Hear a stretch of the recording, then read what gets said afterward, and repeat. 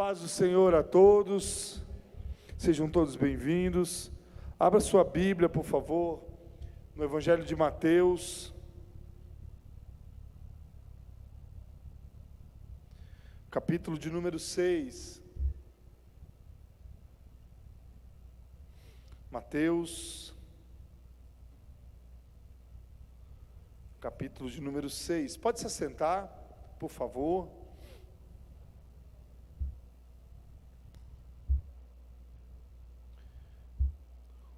Os versos são o 9 a seguir. Estamos na série de mensagens, orar, jejuar e confiar. Amém? Nós vamos falar sobre ser filho de Deus, o que a oração nos diz acerca disso. Amém?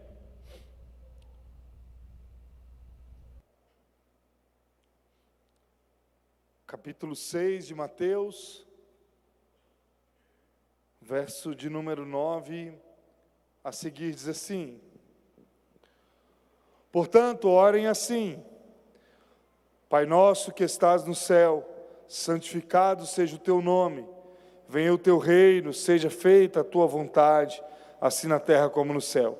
O pão nosso de cada dia nos dá hoje, e perdoa as nossas dívidas, assim como nós também perdoamos aos nossos devedores. E não nos deixeis cair em tentação, mas livra-nos do mal, pois teu é o reino, o poder e a glória para sempre. Amém. Porque se perdoarem aos outros as ofensas deles, também o Pai de vocês, que está no céu, perdoará vocês. Se porém não perdoarem aos outros as ofensas deles, também o Pai de vocês não perdoará as suas ofensas. Amém?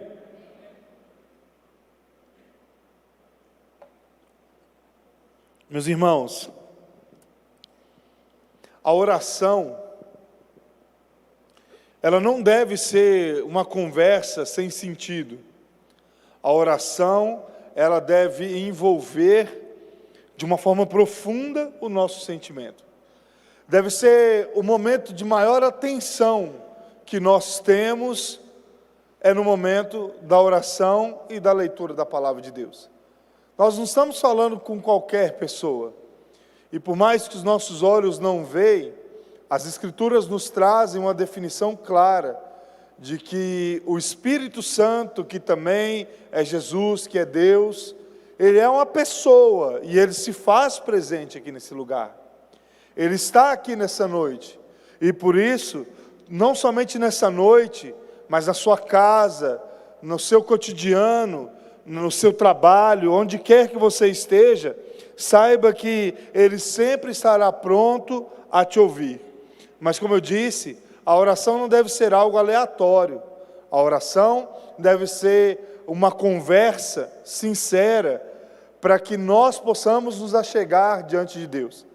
Na igreja, a igreja evangélica, se eu pudesse mudar uma frase, um costume dela, com certeza, uma das coisas principais que eu mudaria seria essa palavra. Eu pararia de chamar de oração e traria a nomenclatura de conversa, ou seja, uma conversa franca com Deus.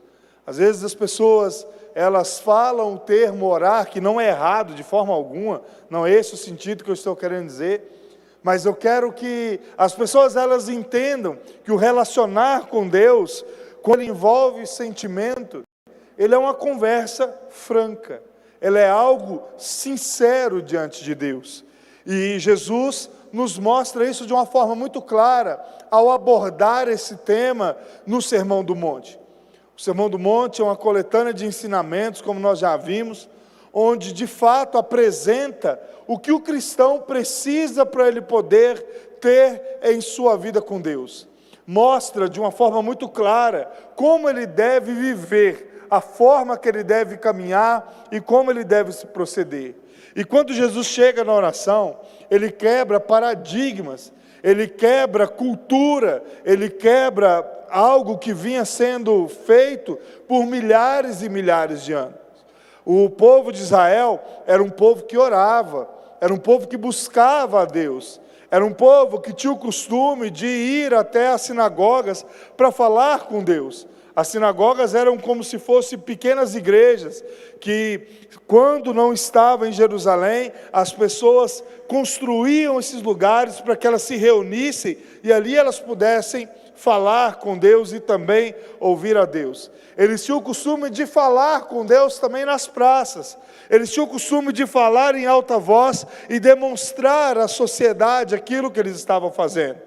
Nós somos seres humanos extremamente influenciados. O ambiente onde nós estamos nos influencia a viver da forma que ali está. Então, no contexto em que Israel vivia, um contexto extremamente religioso, a oração era algo prático. Então, as pessoas viam como eram feitas e muitas vezes elas se voltavam para aquele modelo e viviam daquela forma. Elas não se importavam muitas vezes em prestar atenção no que Deus esperava delas. Elas não olhavam para dentro de si e começavam a se perguntar: será que de fato a minha oração tem sido algo que tem agradado a Deus ou não?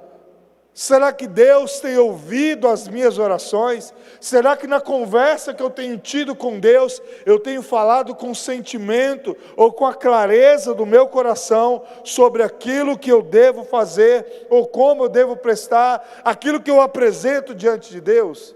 Então Jesus chega diante daquele povo, de uma forma muito clara, e ensina aquele povo a orar.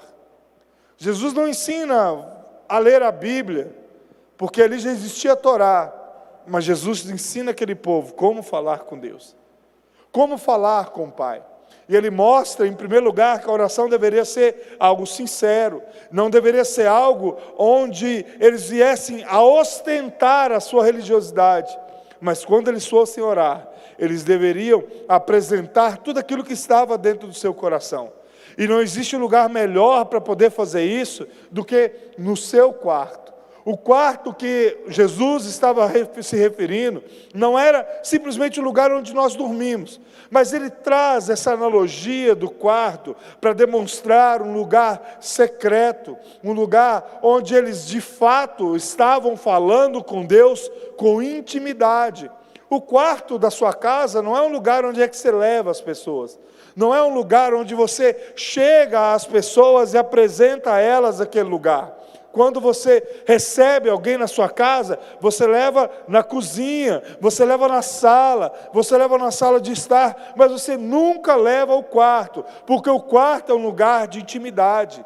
O Senhor nos chama a entender que o Senhor quer que nós tenhamos intimidade com Ele, que quando nós formos chegar diante dEle, nós possamos ter a convicção que Ele já sabe de tudo, mas Ele espera com que eu e você possamos nos achegar diante dEle com sinceridade e expressar aquilo que nós estamos passando, porque é isso que um filho faz com o pai.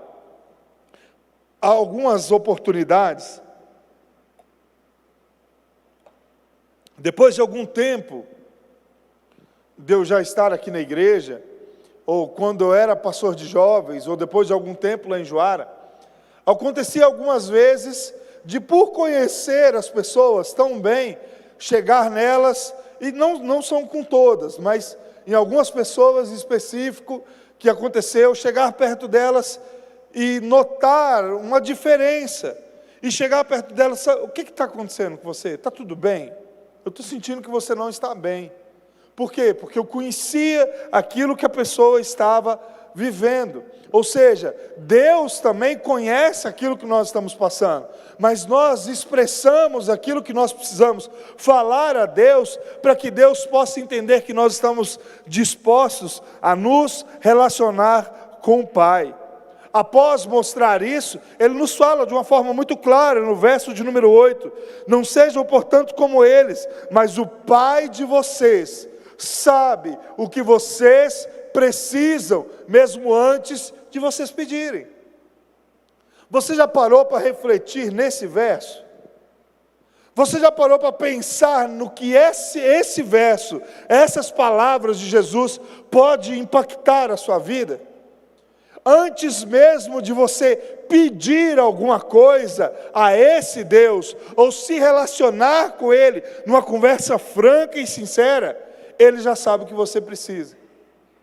Diante disso, Lucas vai dizer que esses discípulos, eles chegam diante de Jesus e falam para Jesus assim: mestre, sendo assim, nos ensina a orar, nos ensina a falar contigo, nos ensina a ter uma conversa sincera contigo.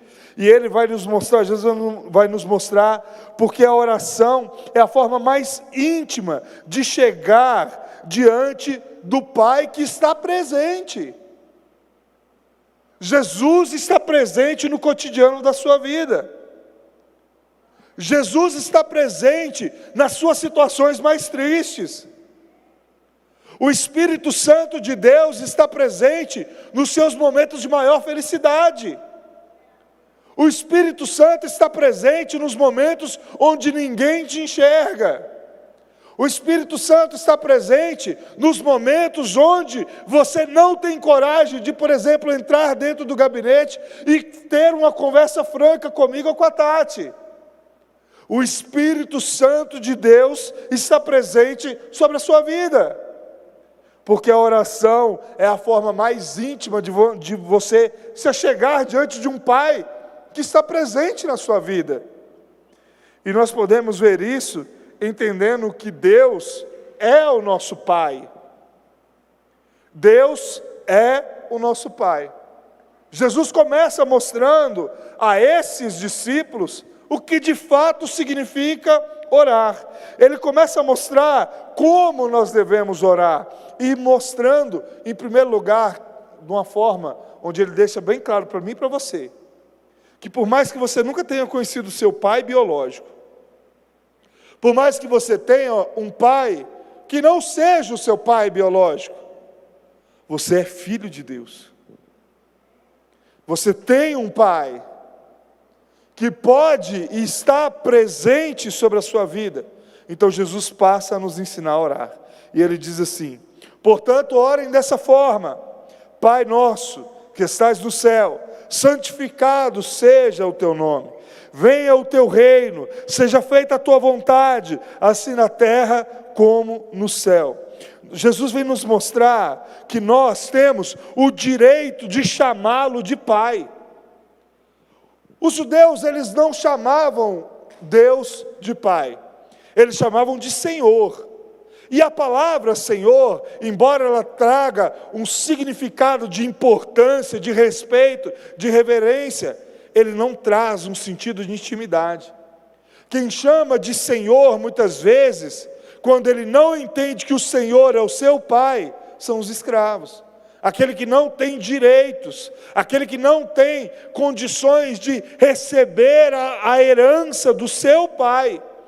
Mas aquele que entende que é filho, ele até trata Deus como Senhor, mas antes de tudo, ele chama o Senhor de Pai.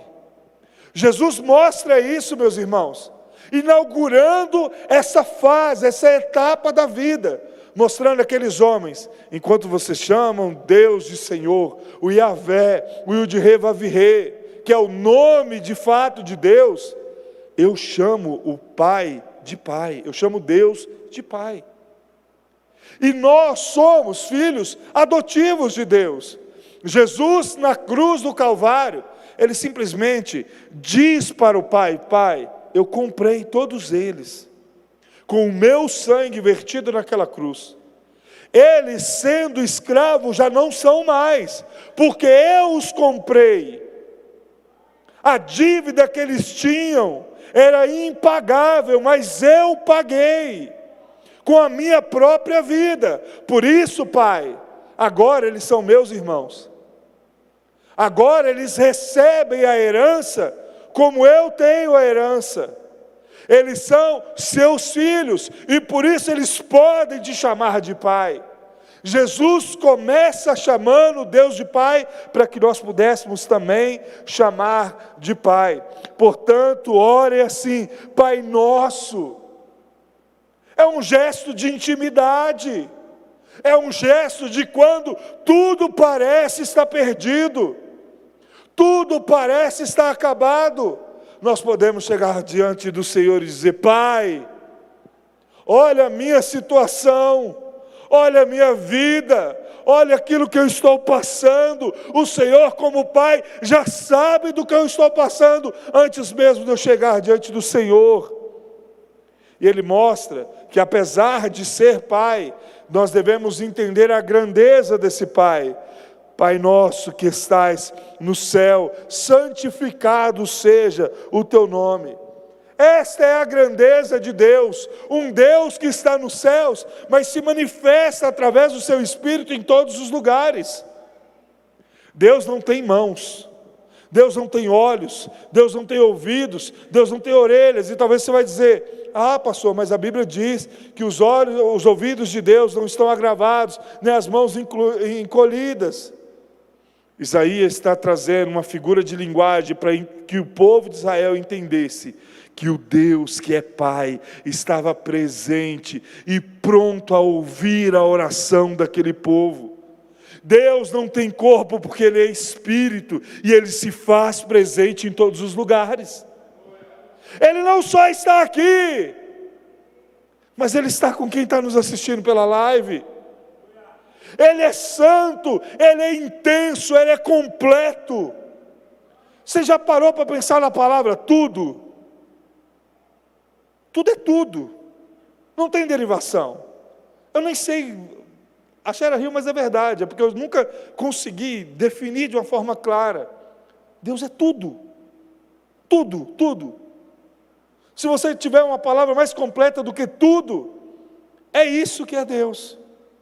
Ele está em todos os lugares, Ele sabe de todas as coisas, Ele responde a todas as orações, Ele se manifesta em nossas vidas, em forma de graça, em forma de justiça. Ele nos traz a resposta que nós precisamos, Ele nos traz o silêncio que nós precisamos, Ele nos molda e Ele nos ensina que a oração é aquilo que vai nos moldar a viver a vontade dEle, que é boa, perfeita e agradável às nossas vidas.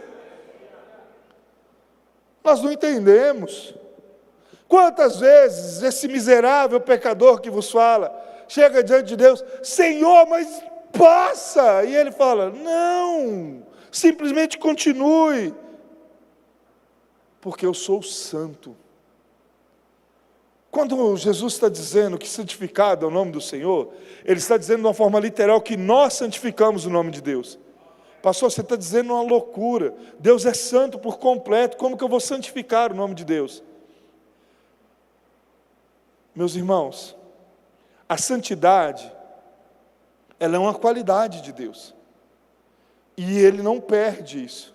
Mas quando nós pecamos, nós ferimos essa santidade de Deus. Ele não deixa de ser Deus, Ele não deixa de ser Pai. Se o seu pai sofre um acidente, Ele não vai deixar de ser Pai.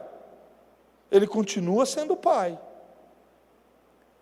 Então, quando nós erramos, nós ferimos a santidade de Deus. E sabe o que Deus espera de nós? Que nós nos arrependemos, que nós mudamos o nosso cotidiano, que nós mudamos a nossa vida, porque nós estamos demonstrando às outras pessoas que o nome do Deus que eu chamo de Pai é santo, é poderoso.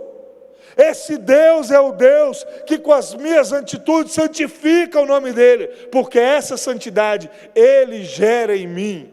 Não sou eu que sou santo, mas Ele que gera a santidade dEle sobre a minha vida.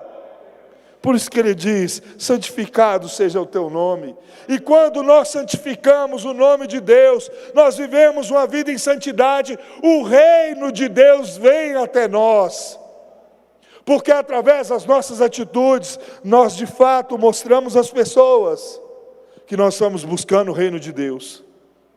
Isso aqui é o reino de Deus. A teologia nos ensina sobre dois reinos. Entregamos a nossa vida para Jesus, deixamos Ele guiar a nossa vida, entendemos que Ele é nosso Pai, vivemos a nossa vida em uma oração sincera, entendendo que nós, através das nossas atitudes de santidade, santificamos o Seu nome, nós automaticamente estamos vivendo o reino de Deus. O reino de Deus na terra será levado a viver o reino dos céus. Nós estamos vivendo o reino de Deus aqui, e por isso, eu e você temos a obrigação de chamar mais gente para poder viver nesse reino. Convidar mais pessoas para viver nesse reino, falar desse Jesus que é nosso Pai. Você já parou para pensar que às vezes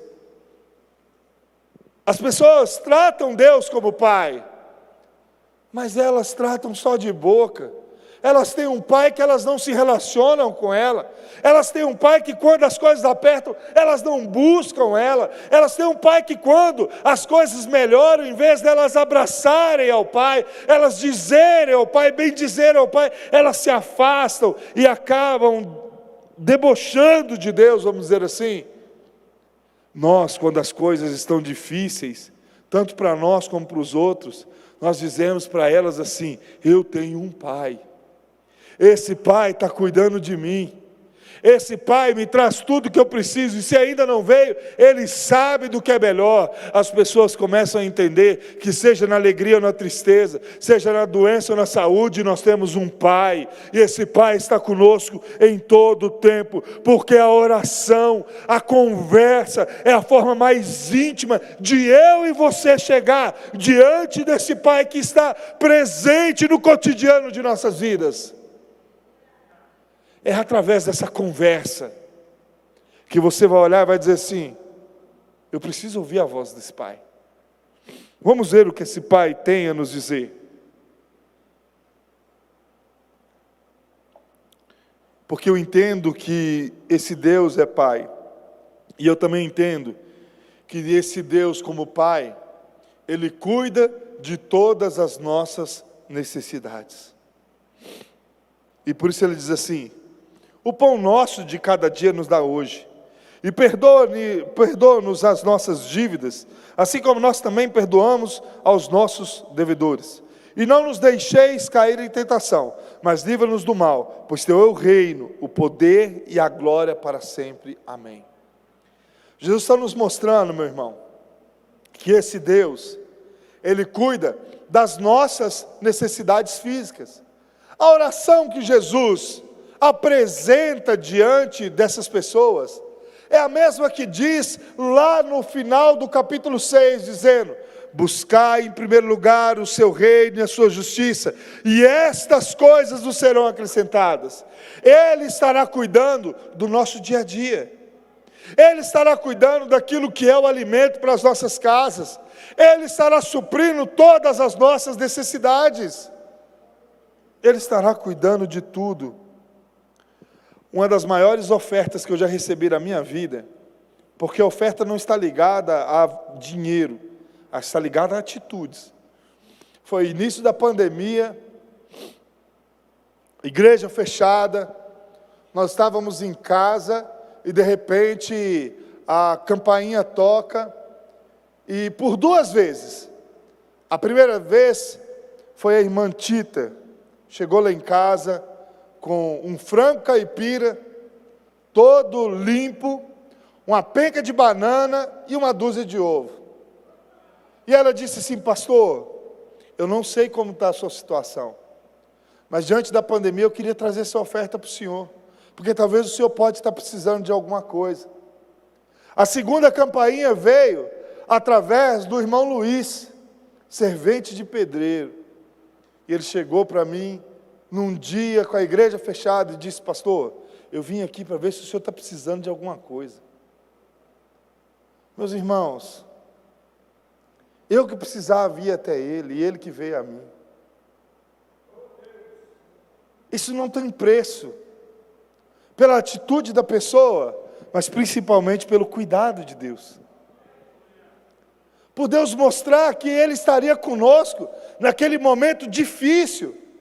Nós já havíamos enfrentado um ano terrível, um ano de muitas dúvidas, de muitas provações. E quando Deus manda essas 2 pessoas, Ele está dizendo em alto bom tom: eu estou cuidando de você, não precisa ficar com medo. Porque o Pai nosso, que estás no céu, esse Pai que está presente aqui conosco, esse Pai que é santo, Ele cuida do pão nosso de cada dia. Por isso nós chegamos diante de Deus e apresentamos as nossas necessidades físicas, o que nós temos enfrentado, o que nós iremos passar, quais são as nossas dificuldades, o que pode ser que o Senhor precise prover às nossas vidas. Ele já sabe do que você precisa, mas Ele espera você falar com Ele. Ontem eu tive uma reunião e eu disse para algumas pessoas: não se preocupe, chega no dia de culto, não importa qual seja o seu compromisso, 6 horas, vá às 5 horas da manhã fazer o que você tem para fazer, mas não deixe de ir no culto, priorize a vontade de Deus. Sabe por quê? Porque você pode ficar até 11, meia-noite trabalhando, se o Senhor não quiser te dar, nada chega, porque é o Senhor que nos dá o pão de cada dia, é Ele quem manda as chuvas, é Ele quem abre as portas de emprego, é Ele quem nos dá a saúde, é Ele que nos dá a disposição e o vigor para trabalhar todos os dias, é Ele que nos dá o pão de cada dia, todos os dias. E eu, com as minhas heresias, entendo que esse pão nosso de cada dia, ele transcende os elementos físicos que nós comemos, o arroz, o feijão, a salada, a carne, mas nós, que vivemos pela palavra de Deus, todos os dias quando nós conversamos com Ele, nós abrimos a sua palavra para Ele falar conosco. Enquanto o Senhor está nos sustentando a nossa vida física, a palavra de Deus, que é o nosso pão de cada dia, sustenta a nossa alma. Através da palavra dEle, nós temos direção naquilo que nós estamos fazendo. Nós somos confrontados em nossos erros, em nossos pecados. Ele nos mostra que Ele está presente não somente a nos ouvir, mas principalmente a nos direcionar, a falar para nós que eu tenho cuidado de você. É esse Deus, meus irmãos, que cuida das nossas necessidades e que nos leva a entender que esse Deus, como um Pai, é um Deus tão cuidadoso, que Ele cuida da nossa dívida. Não há um justo sequer. Esses dias nasceu a Helena, daqui uns dias vai nascer o Gael, nasceu o Daniel, e vai nascer 3 pessoas que são pecadoras. Pastor, mas um bebê é pecador? Ele é pecador. O que difere é o ensinamento que eles vão receber da palavra de Deus. Eles têm uma dívida a ser paga, e essa dívida já foi paga, melhor dizendo, por Jesus naquela cruz por nós. Por isso nós oramos arrependendo dos nossos erros e dos nossos pecados, dizendo assim ao Senhor: Pai, perdoa a dívida que eu tenho contigo, porque eu não posso pagar, eu não posso me sacrificar, o Senhor não vai receber, tudo que eu fizer ainda será insuficiente, mas o teu filho pagou por mim, por isso perdoa a minha dívida contigo. E Ele nos mostra que aquele que ora, ele precisa ser sincero diante de Deus, e a sinceridade, ela vai até o tempo de você se engasgar às vezes, mas martelar a sua carne para não viver da forma que deve ser vivido. Porque Ele nos diz assim: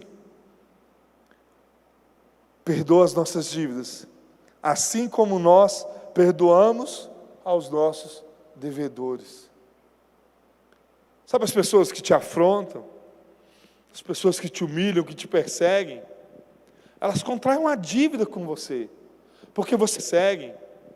Elas contraem uma dívida com você, porque você fica ligado a ela pelo seu sentimento. E Jesus está dizendo para você assim: perdoa elas, porque se você não perdoá-las, eu não vou te perdoar. Você quer de mim algo, mas você também precisa dar algo para as pessoas. Se eu te perdoei, você também precisa perdoar. É uma condição. O verso 14 que diz assim: Porque se perdoarem as outras ofensas deles, também o Pai de vocês que está no céu perdoará vocês. Se porém não perdoarem aos outros as ofensas deles, também o Pai de vocês não perdoará as suas ofensas. Eu não posso querer aquilo que eu não posso dar. E se tem difícil de você entregar o perdão das suas dívidas, está na hora de você engasgar diante dessa oração, porque sem perdão nós não vamos para o céu, e chegar diante de Deus: Senhor, perdoa as minhas dívidas, e eu preciso que o Senhor me ajude a perdoar os meus devedores, aqueles em quem eu devo. Eu preciso ter as atitudes que o Senhor tem, eu preciso perdoar aqueles que me devem. Eu não consigo, mas eu preciso viver em comunhão com o próximo, eu preciso andar com as pessoas, independente daquilo que elas fazem por mim.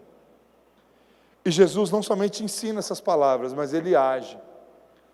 Na cruz, quando todos já haviam abandonado, quando ninguém poderia o tirar daquele lugar, em vez dele orar, pedindo a Deus, como João mesmo havia o instruído a fazer: Pai, manda fogo e consome todo esse povo miserável que me persegue.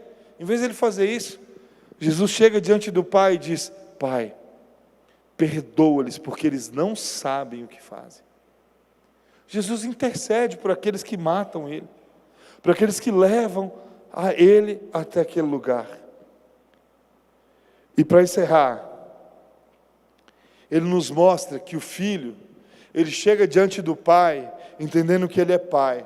Esse Pai supre as suas necessidades físicas, esse Pai supre as suas necessidades espirituais, e esse Pai cuida do Filho. Ele cuida para que o Filho não venha errar. Ele traz através da sua palavra a direção para que o Filho não venha cometer os seus erros. E por isso Ele disse: e não nos deixes cair em tentação, mas nos livra do mal da falta de perdão, do mal de alimentar a minha carne, no mal de alimentar os meus desejos, no mal de eu viver uma vida sem o Senhor, achando que a minha vontade vai me conduzir ao céu, e ela não vai. Porque o reino, ele não é nosso, mas o reino e o poder e a glória para sempre é do Pai. E por isso, se nós queremos ir para onde Ele está, nós devemos viver como Ele viveu, da forma que Ele viveu. Dando escola bíblica um dia, eu fiquei muito feliz com a atitude de uma pessoa. Nós estávamos falando sobre perdão lá em Juara, e de repente uma senhora, já de idade, e a gente trouxe esse assunto, e esmiuçando, ela virou para mim e disse: pastor, eu vou falar um negócio para o senhor, você vai escandalizar, mas eu não consigo viver isso aí não. Eu estou sendo sincero com o senhor. Eu não consigo perdoar do jeito que o senhor está falando, não. E é óbvio que nós não conseguimos. É óbvio que você, por sua natureza, não irá conseguir. Porque o perdão, meus irmãos, diferente que eu e você pensamos, ele não é humano, ele é divino.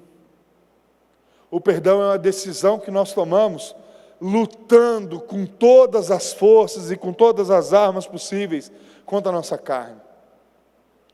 E aí, nós oramos a Deus e Deus simplesmente muda o que nós sentimos.